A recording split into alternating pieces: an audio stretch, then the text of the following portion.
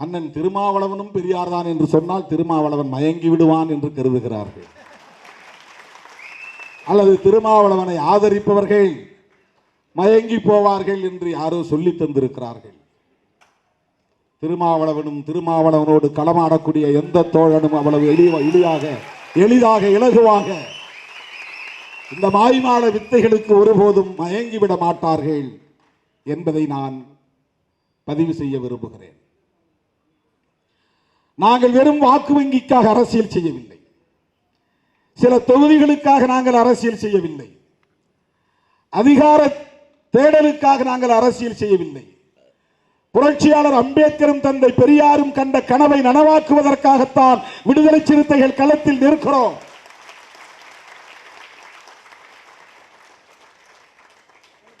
தேர்தல் நேரத்தில் கட்சியை கலைச்சிட்டு புதுசா பொறுப்பு போடக்கூடிய துணிச்சல் யாருக்காவது உண்டா?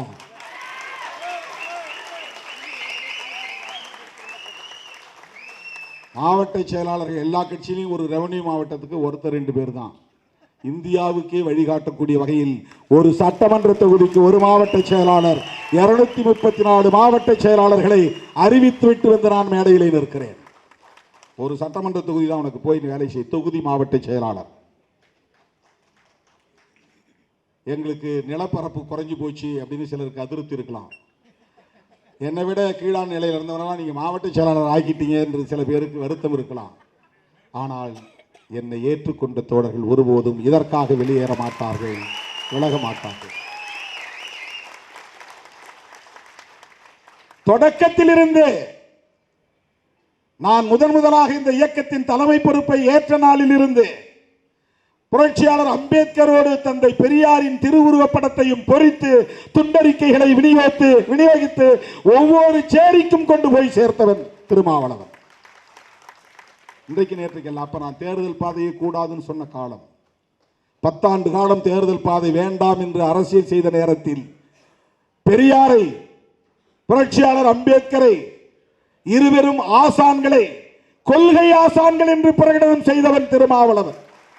பல பேர் விமர்சனம் செய்தார்கள், நான் அதை ஒரு பொருட்டாக எடுத்துக்கொள்ளவில்லை. அதே அடிப்படையில் தான் இன்றைக்கும் நாங்கள் இயங்கிக் கொண்டிருக்கிறோம். திராவிடம் என்கிற சொல் நிலப்பரப்பை குறிக்கும், அது ஒரு பார்வை. மொழிகளை அடையாளப்படுத்தும், அது ஒரு பார்வை. அதைவிட முக்கியமானது பெரியார் பார்வை என்னவென்றால் கருத்தியலை அடையாளப்படுத்தும் என்பதுதான், ஐடியாலஜிக்கல் ஐக்கன். திராவிடம் என்பதை பெரியார் பார்வை கொண்டு ஒரு கருத்தியலாகத்தான் அணுக வேண்டும். திராவிடத்தை வெறும் நிலப்பரப்பாகவோ திராவிடத்தை வெறும் மொழி அடையாளமாகவோ பார்ப்பவனுக்கு பெரியாரை புரிந்து கொள்ள முடியாது. என்றைக்கு அவர் தெலுங்கர் என்கிற பற்றுக்கொண்டு தெலுங்கர்களுக்காக பேசியிருக்கிறார், அல்லது கன்னடர் என்கிற பற்றுக்கொண்டு கன்னடர்களுக்காக பேசியிருக்கிறார், தமிழர்களுக்காக யாரும் போராட முன்வரவில்லை என்பதனால் நான் அந்த சுமையை என் தோளில் போட்டுக் கொண்டு திரிகிறேன் என்று சொன்னவர் தந்தை பெரியார். நீங்க சொல்ற எவனும் தமிழர்களுக்காக போராட முன்வரவில்லை. பெரியார் மட்டும்தான் தியாகம் செய்தாரா, அவர் இல்லையா, இவர் இல்லையா என்றெல்லாம் கேள்வி எழுப்புகிறார்கள். அப்படி பார்த்தால் அண்ணன் பிரபாகரனோடு எத்தனையோ போராளிகள் உயிரிழந்திருக்கிறார்கள், ஈகம் செய்திருக்கிறார்கள். ஆனால் நாம் ஏன் பிரபாகரன் அவர்களை மட்டும் உயர்த்தி பிடிக்கிறோம்? அதுதான் அரசியல். பிரபாகரன் என்கிற அந்த மாமனிதரை, மேதகு அண்ணன் பிரபாகரன் அவர்களை சொன்னால் ஆயிரக்கணக்கான லட்சக்கணக்கான போராளிகளையும் குறிக்கும், அவ்வளவுதான். பெரியாரை சொன்னால் அதற்குள்ளே எல்லா போராளிகளும் அடக்கம். மொழிக்காக போராடியவர்கள், இன உரிமைகளுக்காக போராடியவர்கள், இந்தியை எதிர்த்து ஈகம் செய்தவர்கள், ஆரியத்தை பார்ப்பனியத்தை எதிர்த்து களமாடியவர்கள், இலக்கிய தலங்களில் பணியாற்றியவர்கள், அத்தனை பேரையும் குறிக்கும். வீம்புக்கு வரட்டுவாதம் செய்கிறார்கள். அதற்கு என்ன காரணம் என்றால் பெரியார் என்கிற அடையாளம் தான் உத்தரப்பிரதேசத்திலும் தாக்கத்தை ஏற்படுத்துகிறது, பீகாரிலும் தாக்கத்தை ஏற்படுத்துகிறது, அகில இந்திய அளவிலும் உலக அளவிலும் இன்றைக்கு சுயமரியாதை குறித்த விவாதம் இன்றைக்கு உயர்த்தி பிடிக்கப்படுகிறது. சுவிட்சர்லாந்தில் தாவோஸ் என்கிற இடத்தில் நடைபெறுகிற ஒரு பொருளாதார மாநாட்டில் பேசிய கனடிய பிரதமர் சுயமரியாதை தான் மனிதனுக்கு முதன்மையானது என்று பேசியிருக்கிறார் என்றால் அங்கே பெரியார் எதிரொலிக்கிறார். அரசியல் களத்தில் சுயமரியாதையை ஒரு பேசுவிடும் பொருளாக்கியவர், ஒரு விவாதத்திற்குரிய கோட்பாடாக மாற்றியவர். செல்ஃப் ரெஸ்பெக்ட் என்கிற இந்த சொற்றொடரை அரசியல் அரங்கில் புழக்கத்திற்கு கொண்டு வந்தவர், அறிமுகப்படுத்தியவர் தந்தை பெரியார். தோழர்களே, திராவிடம் என்பதை வெறும் மொழி அடையாளமாகவோ நிலப்பரப்பு என்கிற அடையாளமாகவோ தந்தை பெரியார் பார்க்கவில்லை. அது மதராஸ் மாகாணமாக இருந்த காலம். பிரிட்டிஷார் ஆட்சியில் இருந்தபோது Madras presidency, Bombay presidency, Kolkata presidency, central province, united province, இப்படி இந்தியாவில் பல மாகாணங்கள் பிரிட்டிஷ் ஆட்சி எல்லைக்குட்பட்ட பகுதிகள் இருந்தன. அதுதான் பிரிட்டிஷ் இந்தியா. திருவாங்கூர் சமஸ்தானம் அது சமஷ்டி, அது தனி ஆட்சி நிர்வாகத்தை கொண்டது. ஹைதராபாத் நிஜாம் தனி ஆட்சி நிர்வாகம் கொண்டது. மைசூர் மகாராஜா தனி ஆட்சி, அது ஒரு சமஸ்தானம். இதுபோல் எண்ணற்ற பல சமஸ்தானங்கள் இந்தியாவிலே உண்டு. ஜம்மு காஷ்மீரில் சமஸ்தானங்கள் இருந்தன, நூற்றுக்கணக்கான சமஸ்தானங்கள் இருந்தன. அவையெல்லாம் நேரடியாக பிரிட்டிஷ் ஆட்சி எல்லைக்குட்பட்டவை அல்ல. அப்படிப்பட்ட மாகாணங்களில் ஒன்றுதான் மதராஸ் மாகாணம். அந்த மதராஸ் மாகாணத்திற்குள் அப்போது ஆட்சி எல்லைக்குள்ளே இருந்த மக்கள் தெலுங்கு பேசினார்கள், மலையாளம் பேசினார்கள், தமிழ் பேசினார்கள், கன்னடம் பேசினார்கள். ஆகவே அவர்கள் ஒரே நிலப்பரப்புக்குள்ளே இருந்ததனால் தமிழ்நாட்டில் அனைத்து துறைகளிலும் அவர்களால் பங்கேற்க முடிந்தது, பங்களிப்பு செய்ய முடிந்தது. நாடு மொழி அடிப்படையில் பிரிந்த பிறகு யாரும் இங்கே தெலுங்கர்கள் குடியேறவில்லை. மொழிவாரி மாகாணம் பிரிந்த பிறகு மலையாளிகள் இங்கே குடியேறிவிடவில்லை. இன்றைக்கு வட இந்தியர்கள் குடியேறுகிறார்கள், தொழிலாளர்கள் என்கிற பெயரில் இங்கே வந்து அமர்கிறார்கள். மார்வாடிகளின் விடுதலைக்கு பிறகு பல பேர் வந்திருக்கிறார்கள். மொழிவாரி மாகாணமாக பிரிக்கப்பட்ட பிறகு பல பேர் புலம்பெயர்ந்து வந்திருக்கிறார்கள். இது வேறு. ஆனால் மதராஸ் மாகாணமாக இருந்த போதே இந்த மொழி பேசக்கூடிய அந்தந்த பகுதிகள் பிறகு ஆந்திராவாக, அதன் பிறகு முதலில் பிரிந்தது ஆந்திரா தான். மொழி அடிப்படையிலே ஒரு மாநிலம் உருவானது ஆந்திரா. அதன் பிறகுதான் கர்நாடகம், அதன் பிறகுதான் கேரளம். இப்படி மாநிலங்கள் பிரிந்தன. இந்த மாநிலங்கள் பிரிந்து போன எச்சம்தான் திரும்ப சென்னை மாகாணம் என்று அழைக்கப்பட்டது. ஏனென்றால் இதுக்கு பழைய பேரு சென்னை மாகாணம் தான். வட இந்தியாவுக்கு போனால், டெல்லிக்கு போனால் மதராசி என்று சொன்னால் சென்னையிலிருந்து வந்தவன் என்று பொருள் அல்ல. இந்த பெரிய மாகாண பகுதியில் இருந்து வந்திருக்கிற ஆந்திரனையும் குறிக்கும், அதாவது தெலுங்கனையும் குறிக்கும், கன்னடனையும் குறிக்கும், மலையாளியையும் குறிக்கும், தமிழனையும் குறிக்கும். மதராசின்னா, மதராசி என்கிற சொல் இத்தனை பேரையும் குறிக்கிற சொல். இவர்கள் பிரிந்து போன பிறகு எஞ்சிய பெயர் சென்னை மாகாணம் என்பது. ஆகவே அதை தமிழ்நாடு என்று பெயர் சூட்ட கோரிக்கைகள் அவ்வப்போது எழுந்தன. அண்ணா ஆட்சியில் இருந்த காலத்தில் அதிகாரபூர்வமாக, சட்டப்பூர்வமாக தமிழ்நாடு என்று இதற்கு பெயர் சூட்டப்பட்டது. இது வரலாறு. ஆனால் பெரியாரும் அண்ணாவும் கலைஞரும் தமிழர்கள் இல்லை. அதனால்தான் இவர்கள் திராவிடர்கள் என்று தங்களை அடையாளப்படுத்திக் கொண்டார்கள். அதனால்தான் இவர்கள் திராவிடம் என்கிற அரசியலை உயர்த்தி பிடித்தார்கள். அண்ணாவையும் இவர்கள் விட்டு வைக்கவில்லை. அவரும் தெலுங்கு முதலியாராம். ஏன்னா அவங்க அம்மா பேரு பங்காரு அம்மையாராம். பங்காருனாக்க தெலுங்கு மொழி பேசக்கூடியவங்க தான் பேர் வைப்பாங்க. பங்காருனா தங்கம்னு அர்த்தம். தமிழ்ல தங்கம், தெலுங்குல பங்காரு. கலைஞர் ஆந்திராவில் இருந்து அங்க முன்னோர்கள் வந்தாங்களாம். திராவிடர் தலைவர்கள் அத்தனை பேரையும் மொழி அடிப்படையில் அடையாளப்படுத்துகிறார்கள். அண்ணன் கோவைக்கு ராமகிருஷ்ணன் அவர்களையும் அப்படிதான் மொழி அடிப்படையில் அடையாளப்படுத்துகிறார்கள். ஆனால் தமிழுக்காகவும், தமிழ் ஈழத்திற்காகவும், விடுதலை புலிகளுக்காகவும் அவர் பட்ட பாடு, அவர் சந்தித்த சவால்கள், அவர் சந்தித்த நெருக்கடிகள் இன்னைக்கு பிரபாகரன் அவர்களின் பெயரை உச்சரிக்கக்கூடிய இந்த கற்றுக்குட்டிகளுக்கு தெரியுமா? காட்டு கூச்சலிடும் கற்றுக்குட்டிகளுக்கு கோவைக்கு ராமகிருஷ்ணன் அவர்களின் தியாகம் என்னவென்று தெரியுமா? விடுதலை புலிகள் தோழமை கழகம் என்ற ஒரு இயக்கத்தை ஆரம்பித்த போது இவர்கள் எல்லாம் எங்கிருந்தார்கள் என்று யாருக்கும் தெரியாது. எங்கோ டூயட் பாடிக்கொண்டிருந்தார்கள், எங்கோ ஷூட்டிங் நடத்தி கொண்டிருந்தார்கள். விடுதலை புலிகள் தோழமை கழகம் அப்பதான் அவரை சந்திச்சேன். முதல்ல அண்ணன் வைகோ வீட்டில் தான் சந்திச்சேன். கோவைக்கு ராமகிருஷ்ணன் இவ்வளவு உயர்ந்தால் இவ்வளவு நெடு வளர்ந்துருக்கிறாரு. நாங்கள் ஸ்டூடெண்டாக போயிருந்தப்பா கையை பிடிச்சி ஒரு வெளியே வரும்போது கையை பிடிச்சி வணக்கம் சொல்லிட்டு, நான் அது மாதிரி சட்டக்கல்லூரி மாணவன் அண்ணன் வைகோவை பார்க்கறதுக்காக ஒரு நிகழ்ச்சிக்கு தேதி வாங்குறதுக்காக வந்திருக்கிறேன் அப்படின்னு சொன்னேன். சரி போய் பாருங்கன்னு சொல்லிட்டு போனார். அந்த சந்திப்புன்னு எனக்கு நினைவு இருக்கிறது. 1987 அவர் வந்து அங்கே எம்பி தொகுதியில் தேர்தலில் போட்டியிடும் போது விடுதலை புலிகள் தோழமை கழகம் சார்பில் 2-3 வண்டியில் அந்த விடுதலை புலிகள் உடுப்போட, எப்படி புலிகள் அங்கே உடுப்பு உடுத்திருக்கிறாங்களோ அதே மாதிரி மிலிட்டரி உடை, அந்த உடையோட வந்து அவருக்கு தேர்தல் பணி செய்தார்கள். நான் அங்கே இருந்தேன். அப்போ அந்த வைகோ எம்பி தேர்தலில் போட்டியிட்டப்போ, லோக்சபா தேர்தலில், அந்த நாட்களில் இவர் சந்தித்த நெருக்கடிகள் இவர்கள் யாராவது சந்தித்ததுண்டா? இன்னைக்கு யாரோ சோசியல் மீடியாவில் எவனோ பேசுறான், ஃபிட்ஸ் வந்த மாதிரி கையை காலை உதறிட்டு நிற்கிறாங்க. எல்லாம் கையை காலை உதறிட்டு அடித்தொண்டையால காட்டுக்கூச்சல் இட்டால் எல்லாம் மக்கள் ஏமாந்து விடுவார்கள் என்று கருதுகிறார்கள். கண்டவெல்லாம் பேசுறான், எவனோ பேசுறான், உள்நோக்கம் கற்பிக்கிறான். அவருக்கு என்ன தேவை வந்தது? தமிழர்களை வீழ்த்த வேண்டும் என்று, தமிழர்களை ஒடுக்க வேண்டும் என்று. அவர் என்ன பதவிக்கு ஆசைப்பட்டாரா? அம்பேத்கர் போய் பார்த்தா இங்க இருக்கிற தலித்துகள்லாம் நமக்கு ஓட்டு போடுவாங்க அப்படின்னு நினைச்சா போய் அம்பேத்கரை பார்த்தார்? நேரடியா போய் சந்தித்தார். மியான்மருக்கு வாங்க 2 பேரும் போவோம்னு சொல்லி 2 பேரும் போனாங்க. இன்னைக்கு மியான்மர், அன்னைக்கு பர்மா.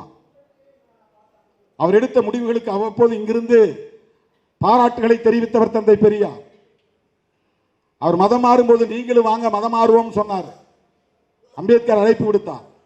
இல்ல நீங்க போங்க, நான் வெளியே வந்துட்டேன்னா இந்த பசங்களை பேச முடியாது, சண்டை போட முடியாது, இவங்களை எதிர்த்து என்னால குரல் கொடுக்க முடியாது, நான் இங்க இருந்துகிட்டே பாத்துக்கிறேன், அவனா நானா பாத்துக்கிறேன் அப்படின்னு சொன்னவர் தந்தை பெரியார். நான் முஸ்லீமா மாறிட்டா அப்புறம் போய் நான் பார்ப்பனர்களை எதிர்த்து பேச முடியுமா? சனாதன தர்மத்தை எதிர்த்து பேச முடியுமா? இன்னைக்கு எந்த ஒரு முஸ்லீமாவது அதை எதிர்த்து பேச முடியுமா? பேச முடியாது.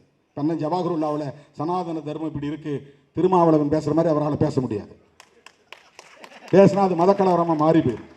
பேசுகிற துணிச்சல் உள்ளவர் தான், ஆனா அது மதக்கலவரமா மாறிடும். திருமாவளவனை ஒண்ணும் பண்ண முடியாது. நான் ஆணவத்தோட சொல்லல, நான் முஸ்லீம் இல்ல, நான் கிறிஸ்தவன் இல்ல, என்ன ஒண்ணும் பண்ண முடியாது. நான் பெரியாரின் பிள்ளை, அம்பேத்கரின் பிள்ளை, அவ்வளவுதான் என்னுடைய அடையாளம், அவ்வளவுதான் என்னுடைய அடையாளம். வேற எந்த அடையாளம் எனக்கு கிடையாது. எனக்கு சாதி ஒரு அடையாளம் கிடையாது, மதம் ஒரு அடையாளம் கிடையாது. எனக்கு மொழி என்பது மட்டும், மொழியும் கூட எனக்கு அடையாளம் கிடையாது. ஆனால் மொழி உரிமைக்காக போராடுவேன், அது என்னுடைய கடமை. இன உரிமைக்காக போராடுவேன், அது எனக்கு கடமை. விடுதலை புலிகளை ஆதரிப்பது நான் வெறும் மொழி உணர்வால் அல்ல, இன உணர்வால் அல்ல, சிங்கள பௌத்த பேரினவாதத்தின் ஆதிக்கத்தை எதிர்ப்பதற்காக புலிகளுக்கு நாங்கள் ஆதரவு தெரிவிக்கிறோம். ஒரு தேசிய இன விடுதலைக்கான போராட்டம் என்கிற முறையிலே புலிகளை ஆதரிக்கிறோம். அண்ணன் பிரபாகரன் அவர்களை ஆதரிக்கிறோம். அண்ணன் ஏதோ சொன்னார் என்றான். எனக்கு தெரிஞ்சு என்கிட்ட பேசின மாதிரி மற்றவங்கிட்ட பேசினாரான்னு எனக்கு தெரியாது. 2002 ஒரு முறை 1 மணி நேரத்திற்கு மேலாக அண்ணன் பிரபாகரன் அவர்கள் என்னை அழைத்து பக்கத்தில் அமர வைத்துக் கொண்டு அந்த ராணுவ மிடுக்கான உடையோடு அமர்ந்து கொண்டு 1 மணி நேரம் சாதி அரசியல் குறித்து பேசினார். இவர்கிட்ட தான் பேசினாரான்னு ஒரு ஆள் அறிக்கை கொடுத்தான். என்கிட்ட தான் பேசினார். நான் நீங்க தான் சொல்றீங்களா அவர் உயிரோடு இருக்கிறாருன்னு. உயிரோடு இருந்தா என்னைக்காவது ஒரு நாள் சொல்லுவார், திருமாவளவன் சொன்னது அத்தனை உண்மை, ஒன்றும் புனைவு இல்லை என்பதை சொல்லுவார். என்கிட்ட பேசினார். என்கிட்ட முதல் வார்த்தையை கேட்டார், திண்ணியத்தில் வாயில மலத்தை திணிச்சவன் உயிரோடு இருக்கிறானான்னு கேட்டார். என்னால் அந்த செய்தியை படிச்சுட்டு 3 நாள் தூங்க முடியல, சாப்பிட முடியல. அவனை எப்படி இன்னும் விட்டு வச்சிருக்கிறீங்கன்னு கேட்டார். புரட்சியாளன் எந்த மூலையில் இருந்தாலும் அவன் ஒடுக்குமுறைகளுக்கு எதிராக சிந்திப்பான் என்பதற்கு அண்ணன் பிரபாகரன் ஒரு அடையாளம், ஒரு சான்று. அடுத்த கேள்வி கேட்டார். இவ்வளவு மோசமான ஒரு நிலை அங்கே இருந்த போதும் ஒரு அரசியல் கட்சி தலைவர் கூட இதை கண்டித்து அறிக்கை விடவில்லையே, என்ன அரசியல் தமிழ்நாட்டில் நடக்கிறது, எப்படி அவர்களால் இதை சகித்துக் கொள்ள முடிகிறது? இந்த கேள்வியை கேட்டவர் அண்ணன் பிரபாகரன். மதனி அவர்களை காதலித்ததை, அதனால் எழுந்த சிக்கலையும், அதனையொட்டி அவர் எடுத்த நடவடிக்கைகளையும் பல நிமிடங்கள் என்னோடு பகிர்ந்து கொண்டார். இதை உங்களை போன்ற ஆட்கள்கிட்ட பேச மாட்டார். நீங்கள் எல்லாம் சனாதனவாதிகள் என்பது அவருக்கு தெரியும். பேச மாட்டார். வேறு யாரோடும் இதை பகிர்ந்திருக்க வாய்ப்பில்லை. என்னிடத்தில் பேசினார். மதிவதனி அவர்களை நான் காதலித்ததால் அவருடைய தந்தையே எங்கள் காதலை ஏற்றுக்கொள்ளவில்லை. மாநிலத்தின் தமிழ்க்கூடல் முடிந்ததும் நான் வன்னிக்கு சென்று அவரை சந்தித்த போது, அண்ணா உங்கள் மாமனாரை சந்தித்தேன் என்று சொன்னதும் அடுத்த நொடியே அவர் ஒரு வார்த்தை சொன்னார். நான் அதிர்ந்து போனேன்.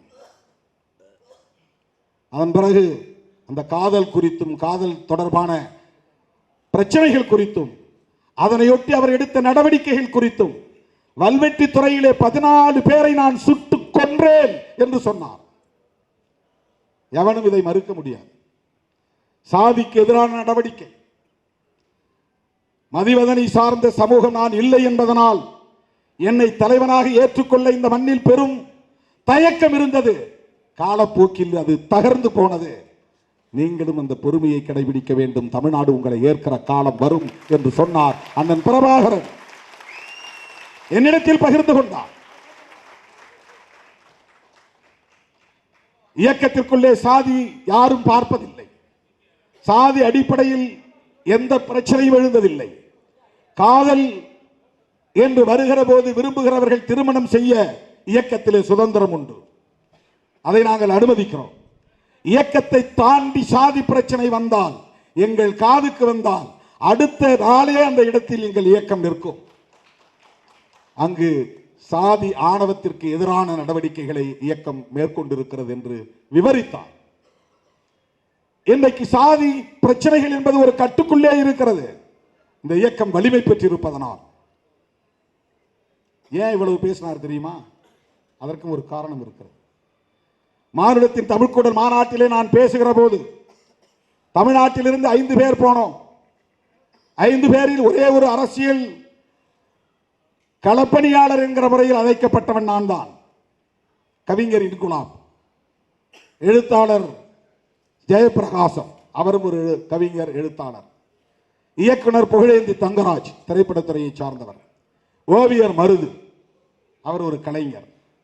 அரசியல் தளத்தில் யாரை அழைப்பது என்று தெரியவில்லை என்று புதுவை ரத்தினதுரை அவர்கள் போய் அண்ணனிடத்திலே சொன்னபோது ஒரு சீட்டிலே எழுதி கொடுத்தாராம். அவரே சொன்னது, புதுவை ரத்தினதுரையே சொன்னது. கலை இலக்கிய கழகத்தின் பொறுப்பாளர் அவர்தான். அவரே சொன்ன வார்த்தை. நாங்கள் என்ன செய்யறது, யாரை கூப்பிடுறதுன்னு தெரியாம போய் குழம்பிக்கிட்டு இருந்தோம். ஒரு சீட்டை எடுத்து எழுதி கொடுத்தார். பிரிச்சு பார்த்தா திருமாவளவன் பேர் இருந்தது. திருமாவளவனை மானுடத்தின் தமிழ்க்கூடல் மாநாட்டிற்கு அழையுங்கள் என்று சொன்னவர் அண்ணன் பிரபாகரன் அவர்கள். அந்த மாநாட்டில் நான் பேசுகிற போது அப்ப எனக்கு சரியான தலைவலி, எனக்கு சைனஸ் தலைவலி. வல்வெட்டி துறையெல்லாம் போயிட்டு வந்த உடனே மேடையில் பேச சொல்லிட்டாங்க. பேசும்போது நான் சொன்னேன், புலிகளை பார்த்து நான் கேட்கிறேன், அண்ணன் பிரபாகரன் அவர்களுக்கு நான் ஒரு கோரிக்கை வைக்கிறேன். நீங்கள் இந்த யுத்தத்தில் வெற்றி பெற்று தமிழ் ஈழம் மலர்ந்தால் அந்த ஈழம் சாதியற்ற ஈழமாக இருக்குமா என்கிற கேள்வியை எழுப்பினேன். இன்றைக்கு பெரியாரை பற்றி ஆழமாக படிக்கிற போது அவற்றையெல்லாம் படிக்காத நிலையில் பெரியாரை போல் திருமாவளவனும் சிந்தித்திருக்கிறானே என்று நான் எனக்குள் பெருமைப்பட்டுக் கொண்டேன். ஏனென்றால் அவர் எந்த நிலை எடுத்தாலும் சாதி ஒழிப்பை மட்டுமே முன்னிறுத்தி நிலைப்பாட்டை எடுத்திருக்கிறார் தந்தை பெரியார். அதுதான் ரொம்ப முக்கியமான. அப்ப ஈழம் விடுதலை அடைந்தால் அந்த ஈழத்தில் சாதி இருக்குமா இருக்காதா அந்த கேள்வி எழுப்பி நான் சொன்னேன். இங்கிருந்து அயல் நாடுகளுக்கு போனவர்கள் நிலபுலத்தை விட்டுவிட்டு போயிருக்கிறார்கள், ஆடு மாடு உள்ளிட்ட கால்நடைகளை விட்டுவிட்டு போயிருக்கிறார்கள், உற்றார் உறவினர்களை விட்டு போயிருக்கிறார்கள். ஆனால் சாதியை விட்டு போயிருக்கிறார்களா என்று தெரியாது. அவர்கள் திரும்பும் போது சாதியோடே வந்தால் தமிழீழம் என்னவாகும் என்ற கேள்வியை எழுப்பியவன் திருமாவளவன். 2002 விடுதலை புலிகளின் மாநாட்டில், மானுடத்தின் தமிழ்குடல் மாநாட்டில் மலரப்போகும் தமிழீழத்தில் சாதி இருக்குமா இருக்காதா என்ற கேள்வியை எழுப்பினேன். நான் பேசி முடித்தவுடன் ஆவேசத்தோடு வந்து அண்ணன் புதுவை ரத்ன தலைவர்கள் என் கையில் இருந்த ஒளிவேங்கியை பிடித்து பிடுங்கி பேசினார். எங்கள் தலைவர் பிரபாகரன் சாதி ஒழிப்புடன் கூடிய தமிழீழத்தை வென்றெடுக்கவே போராடுகிறார். நாளை மலரவிருக்கிற தமிழீழத்தில் சாதி இருக்குமே, ஆனால் அந்த ஈழம் எங்களுக்கு தேவையில்லை என்று பேசியவர் புதுவை ரத்தினதுரை. தோழர்களே, இந்த பேச்சுதான் அவருடைய காதுக்கு போயிருக்கிறது. அதனால்தான் இந்த மாநாடு முடிவில் நான் அவரை சந்தித்து பேசிய போது நெடுநேரம் என்னிடத்தில் சாதியை பற்றிய உரையாடினார். தமிழீழத்தில் சாதி இருக்காது என்பதை உறுதிப்படுத்தினார். சாதியால் தான் சிதறி கிடக்கிறோம் என்பதை திரும்ப திரும்ப சொன்னார். தமிழ்நாட்டில் உங்களை ஏற்கிற காலம் வரும், அதுவரையில் பெருமையாக இருக்க வேண்டும் என்று சொன்னார். இதெல்லாம் 100% உண்மை. அண்ணன் என்னோடு பேசியது 100% உண்மை. இன்னும் பல விவரங்கள், அதையெல்லாம் நான் சொல்ல விரும்பவில்லை. ஆனால் இன்றைக்கு பேசுகிறவர்கள் அண்ணன் சொல்லித்தான் பெரியார் எதிர்ப்பை கையில் எடுக்கிறோம் என்று சொன்னால் இது எவ்வளவு பெரிய அயோக்கியத்தனம்! பிரபாகரன் அவர்களையே கொச்சைப்படுத்துவதாக இருக்கிறதே. அண்ணன் பிரபாகரன் அவர்கள் எங்கே அப்படி சொன்னார்? ஏதேனும் ஒரு பதிவை காட்டுங்கள். எங்கே அப்படி எழுதியிருக்கிறார்? என்றைக்கு அவர் திராவிடத்தை எதிர்த்து பேசியிருக்கிறார்? அவர் இந்தியாவையே எதிர்க்கவில்லையே, இந்திய அரசையே அவர் விமர்சிக்கவில்லையே. இந்தியாவின் துணையோடு தான் நம்மால் ஈழத்தை வென்றெடுக்க முடியும் என்கிற நம்பிக்கை கொண்டிருந்தவர் அல்லவா? உங்களை போல காங்கிரஸை விமர்சிப்பது, இந்திய அரசை விமர்சிப்பது என்கிற நிலைப்பாட்டை கூட அவர் எடுத்ததில்லையே. அவருடைய அரசியலை எப்படி நீங்க கொச்சைப்படுத்தலாம்? குருமூர்த்தி சொன்னார் என்று சொல்லிக் கொள்ளுங்கள். பெரியாரை நாங்கள் எதிர்ப்பதற்கு இவர்தான் காரணம் என்று சொல்லுங்கள். எச் ராஜா தான் காரணம் என்று சொல்லுங்கள். அல்லது வேறு யாராவது RSS காரர்கள் தான் காரணம் என்று சொல்லுங்கள். எப்படி அண்ணன் பிரபாகரன் அவர்களின் பெயரை சொல்லலாம்? அவர் திராவிடத்திற்கு எதிரானவரா? யோசித்து பாருங்கள்.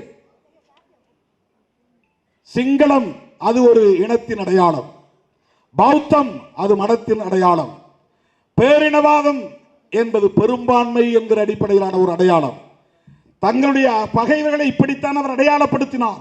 சிங்கள பௌத்த பேரினவாதிகள், அவ்வளவுதான் அவருடைய பகைவர்கள்.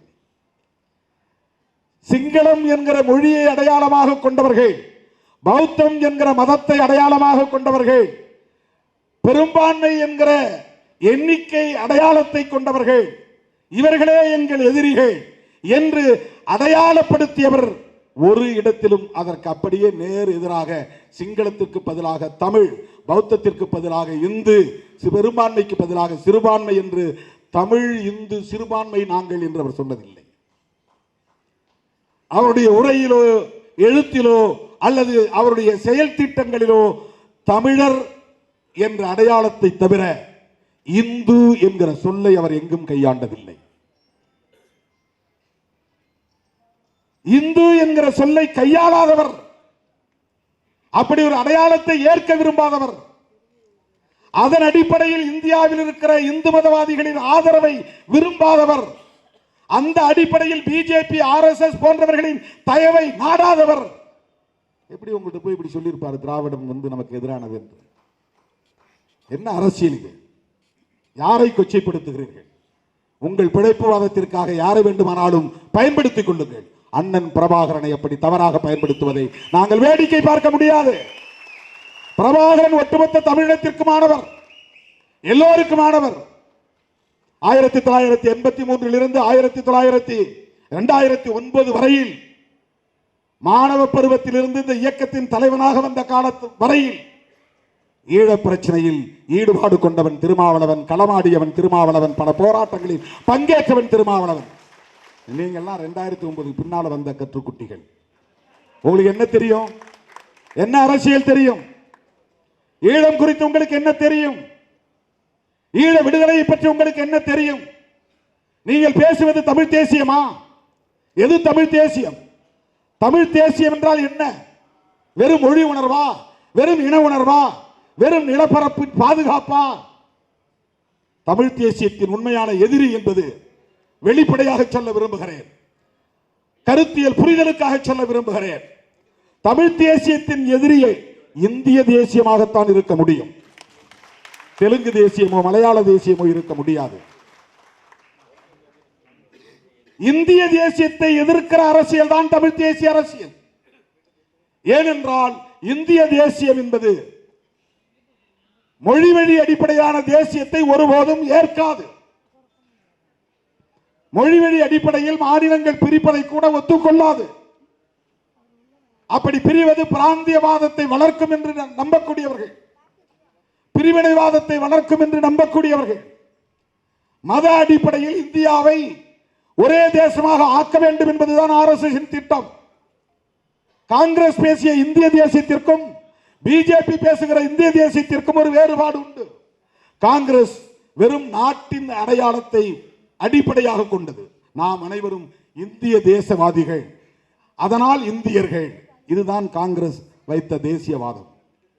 நீ தமிழ் பேசினாலும் சரி, மலையாளம் பேசினாலும் சரி, மராத்தி பேசினாலும் சரி, குஜராத்தி பேசினாலும் சரி, நீயும் இந்தியன் நானும் இந்தியன், வெள்ளையடை வெளியேற்ற போராடுவோம் வாருங்கள்.